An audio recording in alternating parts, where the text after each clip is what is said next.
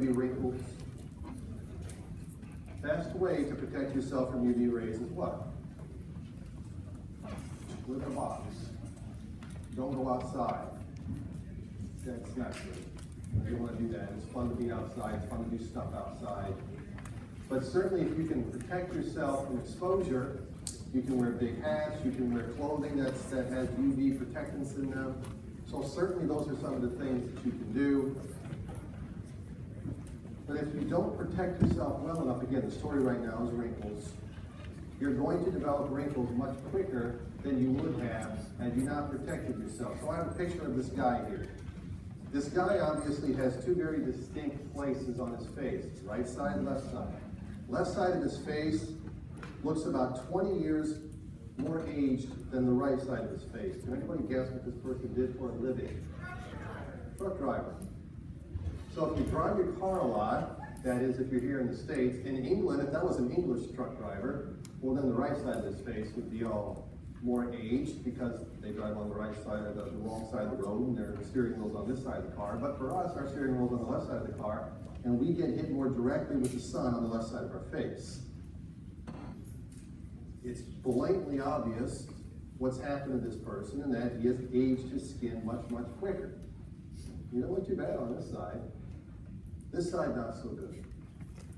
Again, why? Overexposure. Now, if he would have worn sunscreen, he probably looked pretty much the same on this side as he does on that side. So if you don't have the clothing, or if you're supposed to be outside or need to be outside, you should be outside, then you need to protect yourself. And when it comes to protection, it's all about sunscreen. So let's talk a little bit about sunscreen. And you should wear sunscreen all year round, okay? I'm going to get back to these guys in just a second, all right? Let's talk about the sunscreen. SPF. Talk a little bit about SPF. SPF stands for Sun Protection Factor. It's a numerical system, okay, SPF. So it's a numerical system, numbers, that indicates how well a sunscreen protects against UVB, not UVA.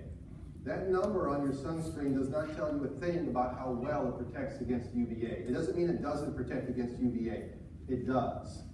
Sunscreens didn't used to protect against UVA because there was one point in time where we didn't think that UVA was bad for us.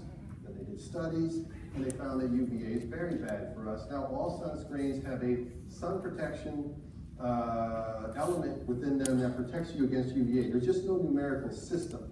I don't know why. There just isn't. I don't know, maybe it would cause too much confusion. So SPF 2 or 4 or 10 or 20 or 30 or 90 or 100, what does it mean? Or how well is it protecting you based on those numbers? I give you 3 examples in your notes, but I want you to know those 3 examples, and they're sitting here up on the screen as well. So what we have here in these 2 pictures is it's showing us how well these numbers are indicating protection against, again, UVB, not UVA. If you have SPF 2, it's blocking about 50% of UVB rays. That's what that means. If you jump up to SPF 15, now you're blocking about 93% of UVB rays. And then once you get beyond 15, 30, 40, 60, 100, it's really not making any difference whatsoever. You go from SPF of 30 to 100, and it's not going to do much good beyond the 30 did. I want you to know that. Once you get beyond an SPF of 30, getting anything above that doesn't matter, okay? You can buy your SPF 100. I don't think it costs any more money as far as I know. So it's not a big deal if you get SPF 100. It's okay, okay? It's not bad. But I'd still like you to know that once you go beyond 30, there's not much additional protection, again, against UVB. That's what the numbers are indicating. It's not indicating a thing about UVA.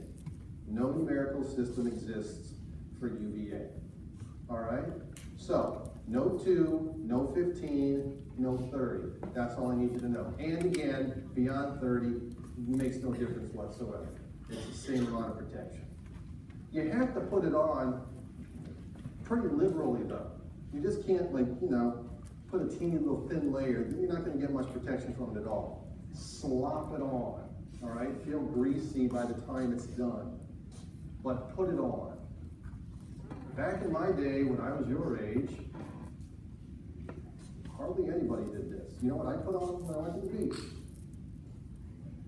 And don't say Speedo like the person did this morning in lecture. Those pictures are off the internet as far as I know anyway, so you can't prove it. I used to put on baby oil. I used to bake myself in the sun. Does anybody here put baby oil? Do not put your hand. Well, put your hand. Let me see. Who puts on baby oil? Anybody? Are you serious? Don't do that. I was dumb. I got lucky. But I'm very dark complected. You know, my parents were both from southern Italy. I used to get dark. I was lucky that I had a really dark complexion, although I did get burned a couple of times. And that can haunt you much later on in life. At my age right now, I'm still very vigilant about looking at, you know, all areas of my skin because I'm afraid of getting cancer. I don't want cancer. I told you I'm going to live to be 200. I'm going to do everything I possibly can to reach that age.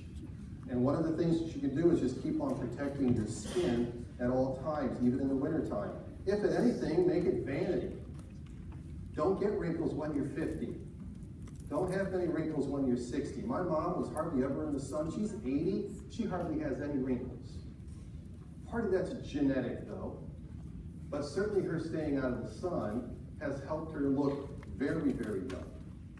Okay? Speaking of my family, I'm going to talk about these 4 people here. Okay, unfortunately, one of them is not with us anymore.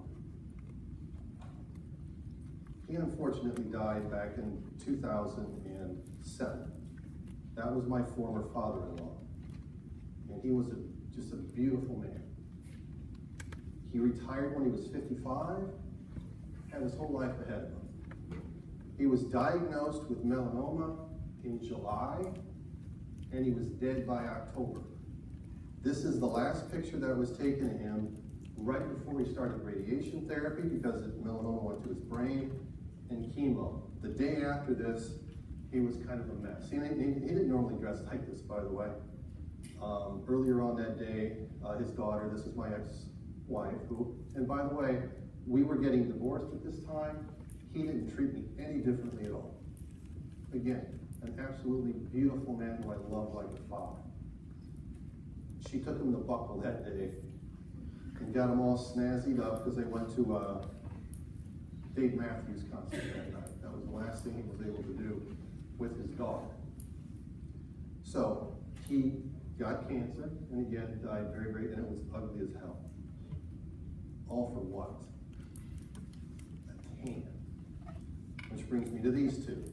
These are my sisters. This one right here has about 1 foot long of her arm, skin, about 1 inch deep. That's no longer there.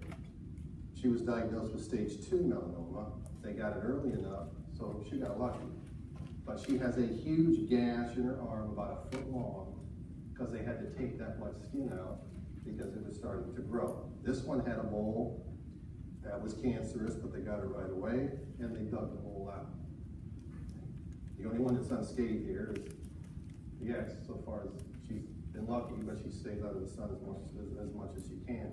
But 3 out of the 4 people here who are very dear to me have been affected by cancer. And again, for what? A tan, because it makes you look better. Does it? And if it did, who gives a shit? Just protect yourself, okay? Because later on in life, you're going to leave your loved ones, and that's just going to suck. And plus, has anybody seen somebody die from melanoma? It's terrible, okay? It's just one of the nastiest cancers out there, all right? So anyway, be careful out there, guys. I just thought I'd share that. Maybe it just bring. I rail against this. I rail against smoking too. Smoking took my dad, and so I'm going to rail against smoking at every opportunity I get. I know I offend some people. I don't care. Okay? If I just save somebody or make you rail against somebody, I didn't talk to my dad for an entire year trying to get him to stop smoking. So I really have a vendetta against smoking.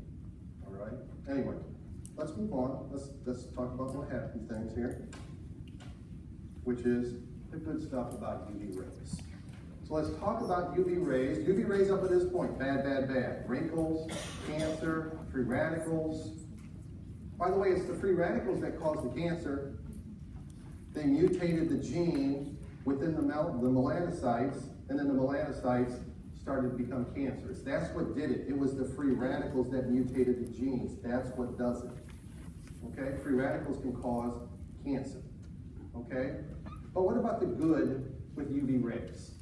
So let's talk about the good stuff with UV rays. Production of vitamin D, which is actually a hormone. So UV rays cause the initiation of the production of vitamin D in the body. We're going to draw this picture right here. We're going to draw 3 cells. We're going to start with the strand of a cell, then we're going to talk about a liver cell and a kidney cell. So let's draw this, except let's make cells in the picture to make it a little bit more clear. All right? So this is going to be a strand of a cell. Make it a little bit bigger because we have a couple of big words to write in here. This one, I'm going to make it a little bit bigger. Then we're going to have here, it's going to be a liver cell, and then we're going to have a kidney cell. So this is a strand of a cell.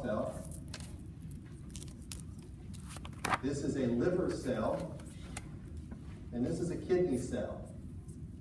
So your skin, your liver, and your kidneys work together to produce a very powerful form of vitamin D. Now there's 5 kinds of vitamin D, by the way, 1, 2, 3, 4, and 5. The one that we can utilize in our body is vitamin D3.